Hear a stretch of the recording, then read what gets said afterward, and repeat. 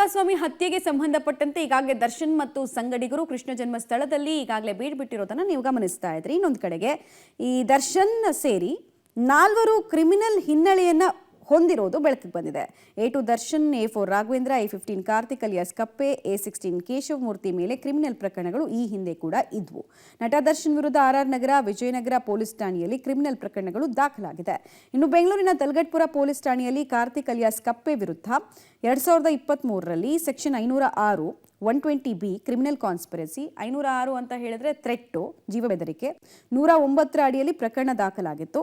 So ಪ್ರಮುಖವಾಗಿ A4 ಆರೋಪಿಯಾಗಿರುವಂತಹ Raghavendra ವಿರುದ್ಧ ಕೂಡ ಚಿತ್ರದುರ್ಗ ಪೊಲೀಸ್ ಠಾಣೆಯಲ್ಲಿ ಬೆದರಿಕೆ ಸೇರಿದಂತೆ ಹಲವು ಕೇಸ್ಗಳು ಬಹಿರಂಗಗೊಂಡಿದೆ.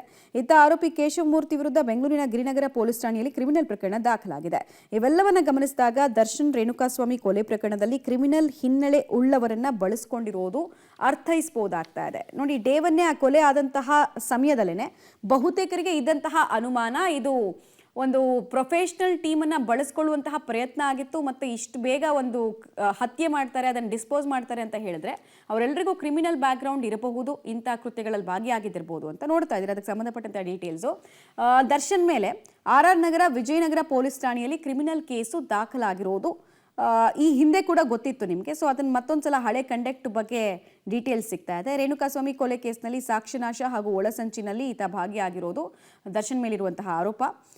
ಕಾಟೇರ ಸಕ್ಸಸ್ ಪಾರ್ಟಿ ಹಿನ್ನೆಲೆಯಲ್ಲಿ ಸುಬ್ರಹ್ಮಣ್ಯ ನಗರ ಠಾಣೆಯಲ್ಲಿ FIR ಕೂಡ ಆಗಿತ್ತು. ಇದು ಜೆಟ್ ಲ್ಯಾಗ್ನಲ್ಲಿ ಲೇಟ್ ನೈಟ್ ತನಕ ಪಾರ್ಟಿ ಮಾಡಿದ್ರು ಅನ್ನೋ ವಿಚಾರಕ್ಕೆ ಸಂಬಂಧಪಟ್ಟಂತೆ 2023ರಲ್ಲಿ ಮೈಸೂರಿನಲ್ಲಿ ಸಂದೇಶ್ ಪ್ರಿನ್ಸ್ ಹೋಟೆಲ್ನಲ್ಲಿ ಸಪ್ಲೈಯರ್ ಮೇಲೆ ಹಲ್ಲೆ ಮಾಡಿದ್ದ ಅಪಖ್ಯಾತಿಗೂ ದರ್ಶನ್ ತುತ್ತಾಗಿದ್ರು. ದರ್ಶನ್ ಮನೆ ಪಕ್ಕದ ಖಾಲಿ ಸೈಟ್ ಮುಂದೆ ಕಾರ್ ಪಾರ್ಕಿಂಗ್ ವಿಚಾರದಲ್ಲಿ ಕಿರಿಕಾಗಿತ್ತು. ಪಾರ್ಕಿಂಗ್ ಮಾಡಿದ್ದಕ್ಕೆ ಮಹಿಳೆ ಮೇಲೆ, ಅಂದರೆ ಮಹಿಳೆ ವಕೀಲೆ ಮೇಲೆ ನಾಯಿ ಬಿಟ್ಟಂತಹ ಪ್ರಕರಣದಲ್ಲೂ ಕೂಡ ದರ್ಶನನ್ನ ಸ್ಟೇಷನ್ಗೆ ಕರೆಸಲಾಗಿತ್ತು. RR ನಗರದಲ್ಲೇ ಇದಕ್ಕೆ ಸಂಬಂಧಪಟ್ಟಂತೆ ಕೇಸ್ ಆಗಿತ್ತು. ದರ್ಶನ್ ಆ್ಯಂಡ್ ಗ್ಯಾಂಗ್ ಮತ್ತು ಉಮಾಪತಿ ನಡುವೆ ನಡೆದಂತಹ ಫೈನಾನ್ಷಿಯಲ್ ಕಿರಿಕು, ನಂತರ ಆದಂತಹ ಮಾತುಕತೆಗಳು, ಟಾಕ್ ವಾರು ಎಲ್ಲವೂ ಕೂಡ ಸಾರ್ವಜನಿಕ ಡೊಮೈನಲ್ಲಿ ಇದ್ದೇ ಇದೆ. ಪತ್ನಿ ವಿಜಯಲಕ್ಷ್ಮಿ ಮೇಲೆ ಹಲ್ಲೆ ನಡೆಸಿ ಜೈಲನ್ನು ಸೇರಿದ ಆರೋಪ ಕೂಡ ದರ್ಶನ್ ಮೇಲಿತ್ತು. ಲಾಸ್ಟ್ ಟೈಮು 14 ದಿನಗಳ ನ್ಯಾಯಾಂಗ ಬಂಧನಕ್ಕೂ ಕೂಡ ಒಳಗಾಗಿದ್ರು. 2011 ಸೆಪ್ಟೆಂಬರ್ ತಿಂಗಳಲ್ಲಿ ಪರಪ್ಪನಗ್ರಹಾರ ಜೈಲಿಗೆ ಹೋಗಿದ್ರು. ಸೊ ಹಳೆ ಕಂಡಕ್ಟ್ಗಳು ದರ್ಶನ್ ವಿರುದ್ಧ ಇದ್ವು, ಹಳೆ ಕೇಸ್ಗಳು ದರ್ಶನ್ ವಿರುದ್ಧ ಇದ್ವು. ಜೊತೆಗೆ ಆಗಾಗ ಹೆಬಿಚುವಲ್ ಅಫೆಂಡರ್ ರೀತಿ ದರ್ಶನ್ ಕಾಣಿಸ್ತಾ ಇದ್ರು ಅನ್ನೋದಕ್ಕೆ ಇದು ಒಂದಷ್ಟು ಡೀಟೇಲ್ಸು. ಇನ್ನೊಂದು ಕಡೆಗೆ ಕಾರ್ತಿಕ್ನ ಡೀಟೇಲ್ಸ್ ಏನು ಅಂತ ನೋಡೋದಾದ್ರೆ, ಕಾರ್ತಿಕ್ ಅಲಿಯಾಸ್ ಕಪ್ಪೆ ತಲಗಟ್ಪುರ ಪೊಲೀಸ್ ಠಾಣೆಯಲ್ಲಿ ಈತನ ವಿರುದ್ಧ ಕೂಡ 2023ರಲ್ಲಿ ಕೇಸ್ ಆಗಿದೆ. ಸೆಕ್ಷನ್ 506 120B ಕ್ರಿಮಿನಲ್ ಕಾನ್ಸ್ಪಿರಸಿ, ಜೀವ ಬೆದರಿಕೆ ಹಾಕಿದ್ದು, ಮತ್ತೆ 109ರ ಅಡಿಯಲ್ಲಿ, 109 ಅಂತ ಹೇಳಿದ್ರೆ ಪ್ರಚೋದನೆ ಕೊಟ್ಟ ಅಡಿಯಲ್ಲಿ ಪ್ರಕರಣ ದಾಖಲಾಗಿತ್ತು. ಸೊ ಈ ಕಾರ್ತಿಕ್ಗೂ ಕೂಡ ಕ್ರಿಮಿನಲ್ ಬ್ಯಾಕ್ಗ್ರೌಂಡ್ ಇದೆ. ಕ್ರಿಮಿನಲ್ ಬ್ಯಾಕ್ಗ್ರೌಂಡ್ ಇದ್ದವ್ರ ಜೊತೆಗೆ ಒಡನಾಟ ದರ್ಶನ್ಗೆ ಇತ್ತು ಅನ್ನೋದಕ್ಕೆ ಇವೆಲ್ಲವೂ ಕೂಡ ಎಕ್ಸಾಂಪಲ್ ಆಗ್ತಾ ಇದೆ. ಈ ಟೀಮನ್ನು ರೆಡಿ ಮಾಡಿದ್ದು ವಿನಯ್, ಪ್ರದೋಷ್ ಅಂತ ಏನೇ ಹೇಳ್ಬೋದು, ಬಟ್ ಹತ್ರಕ್ಕೆ ಬಿಟ್ಕೊಂಡವ್ರು ಯಾರು, ಆ ಪ್ರಶ್ನೆ ಅಂತೂ ಇದ್ದೇ ಇದೆ. ಅದಕ್ಕೆ ಉತ್ತರ ಏನು ಅಂತ ಕೇಳಿದ್ರೆ ಅಗೇನ್ ಈ ವ್ಯವಸ್ಥಿತವಾದಂತಹ ಒಂದು ಕೊಲೆಗೆ ಸಂಬಂಧಪಟ್ಟಂತೆ. ಮತ್ತೆ ಇದನ್ನೆಲ್ಲ ಕೋರ್ಟ್ ಗಮನಿಸುತ್ತೆ. ಒಂದು ತೀರ್ಪು ಕೊಡಬೇಕಾದ್ರೆ ಅಥವಾ ವಿಚಾರಣೆ ನಡಿಬೇಕಾದ್ರೆ, ಟ್ರಯಲ್ ಆಗಬೇಕಾದ್ರೆ ಇದನ್ನೆಲ್ಲ ಗಮನಿಸುತ್ತೆ.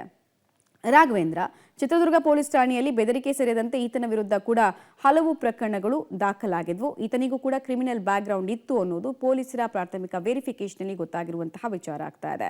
ರಾಘವೇಂದ್ರ ಆದಮೇಲೆ ಕೇಶವಮೂರ್ತಿ ವಿಚಾರಕ್ಕೆ ಬರೋದಾದ್ರೆ, ಬೆಂಗಳೂರಿನ ಗಿರಿನಗರ ಪೊಲೀಸ್ ಠಾಣೆಯಲ್ಲಿ ಈ ಕೇಶವಮೂರ್ತಿ ಮೇಲೆ ಕ್ರಿಮಿನಲ್ ಪ್ರಕರಣ ಕೂಡ ದಾಖಲಾಗಿದೆ. ಸೊ ಯಾರ್ಯಾರು ಸಂಗಡಿಗರಿದ್ದಾರೋ ಅವರೆಲ್ಲರ ಮೇಲೆ ಒಂದಲ್ಲ ಒಂದು ಸ್ಟೇಷನಲ್ಲಿ ಕಂಪ್ಲೇಂಟ್ ಆಗಿರೋದು, FIR ಆಗಿರೋದು, ಜೊತೆಗೆ ಬೇಲ್ ಮೇಲೆ ಆಚೆ ಇರೋದು ಕೂಡ ಗೊತ್ತಾಗ್ತಾ ಇದೆ. ಸೊ ಇಷ್ಟು ಜನರ ಪಟಾಲಮನ್ನ ಕಟ್ಟಿಕೊಂಡು ರೇಣುಕಾಸ್ವಾಮಿ ಅನ್ನುವಂತಹ ವ್ಯಕ್ತಿಯನ್ನು ಅಮಾನುಷವಾಗಿ ಕೊಂದಂತಹ ಅಪಖ್ಯಾತಿ, ಕುಖ್ಯಾತಿಗೆ ದರ್ಶನ್ ಗುರಿಯಾಗಿದ್ದಾರೆ.